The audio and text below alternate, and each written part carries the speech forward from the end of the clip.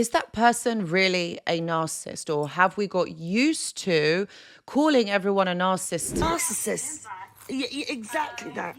He's a narcissist. She's a narcissist. Who is annoying, who is irritating, who maybe doesn't call us back, or someone who maybe is just so annoying? Or is it that actually now in society there's more narcissists than there were ever before? Hello everyone and welcome back. I hope that you're all doing really well. So in this video, I really wanted to look at, is everyone a narcissist, or is it the fact that we are just now actually becoming more aware of this? And is it that maybe we're just labeling people who perhaps maybe are not one, but just showing toxic traits? Let's look at it. Because narcissism in pop psychology and everyday vocabulary has become a really popular term. Like the word psycho. Do you remember that? Like a few years ago, everybody was literally calling one another a psycho. Or stop being such a psycho, you're so weird. Or stop acting like one because that's so strange. The thing is, I feel like that is really what has happened now.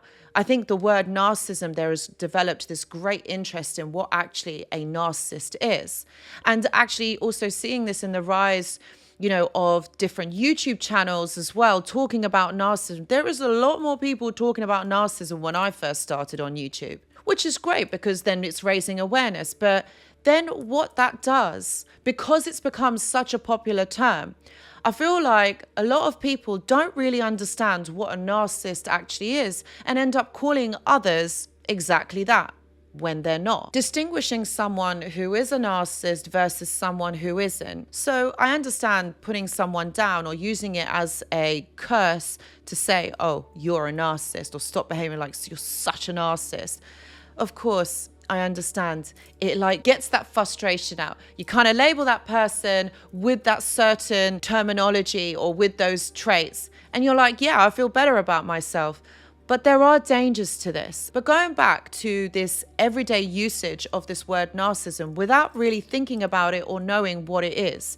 Look, for you guys, I completely understand. We really know what it is because we have been in the thralls of a relationship with one, or maybe we've had narcissistic family members who have been that and they have treated us and they've caused lasting damage. That's the thing. Narcissists cause lasting emotional damage to individuals. It's not just someone who is annoying. It's not just someone who has verbally abused you or shouted at you and you feel awful and then you call them a narcissist. The fact is that when you really look at it, okay, a narcissist, what we're talking about here is a debilitating personality disorder. And that's just it. Do you understand the seriousness of a personality disorder? And in a lot of cases, these individuals go around free to roam in society without a proper diagnosis. And that's the danger of it. These individuals are aware that there's something not quite right with them, causing such havoc, such pain to other people, that they don't actually care. They don't actually care because they have no empathy, they have no understanding. But they know that their behavior affects individuals in this way.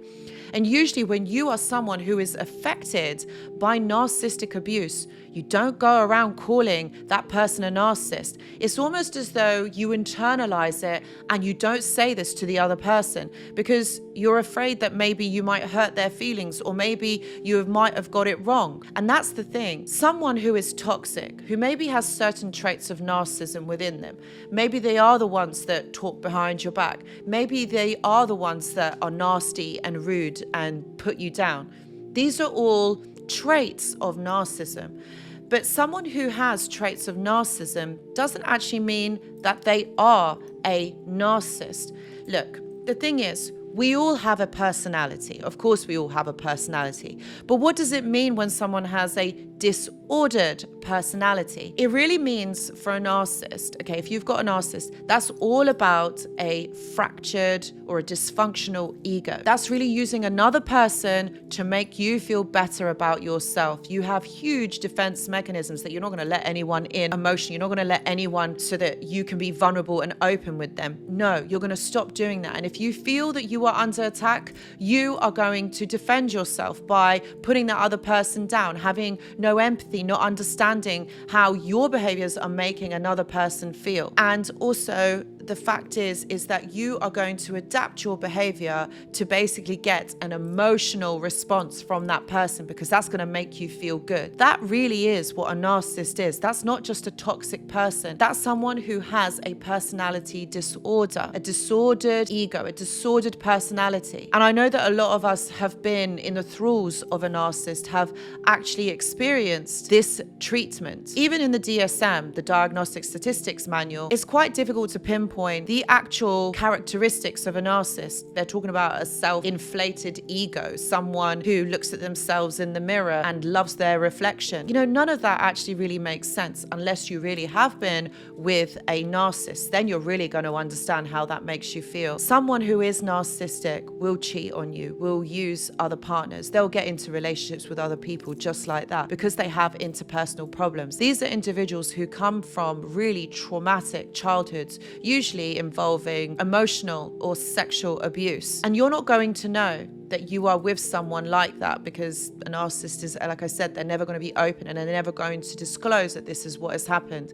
They usually have false memories where they tell you lies. And that's another big thing. They are pathological liars. That is the difference between someone who has a narcissistic personality disorder, is that it is pathological. It's on a pathological level versus someone who is toxic that does have these traits but not as severe as on a pathological level. So my friends, I completely understand that you know the difference. For those of you that perhaps maybe might not know, or maybe you need to do some more research, I feel like the word narcissism has become part of pop psychology, vocabulary in everyday life. Thing is, everybody's labeling everybody a narcissist, and there isn't definitely an overuse of the term. And I feel like there's so many self-help groups or groups on social media that keep individuals, keep victims stuck in that victim mentality because that's serving the ego. When someone has done something wrong to you, you just want to call them out. You just want to say all of this. You want to curse them. But real survivors of narcissistic abuse know that it goes much deeper than that. It isn't just someone who is annoying, someone that has just cheated on you,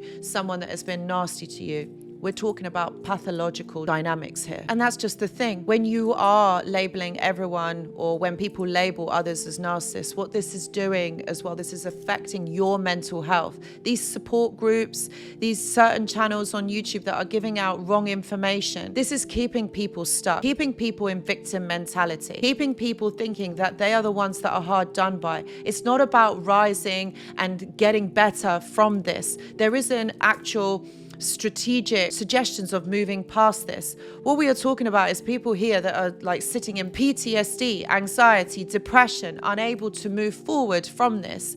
People who are stuck and who have been narcissistically abused. They have got a trauma bond. They're not offering solutions for that. So the fact is, the longer that you keep calling people narcissistic, or you are surrounded with people who are calling others narcissistic, well, do you know what? Then you are stuck in victim mentality, because really, when you experience this emotional trauma, this is your responsibility to understand what it is, be able to move forward from this, get out of that symptomology, and stop labeling everyone a narcissist, because it's going to keep you stuck in the victim mentality. And that is what is wrong. That is why it can be really devastating and really challenging when you are around people like that. It does affect your own mental health. And remember that not everybody who shows traits of narcissism is a narcissist. And the other thing we've got to remember is that this term is overused at the moment. It's become like a trending word.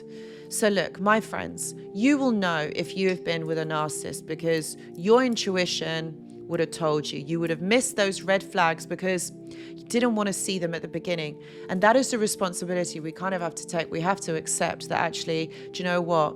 Maybe that person wasn't, or maybe that person really was.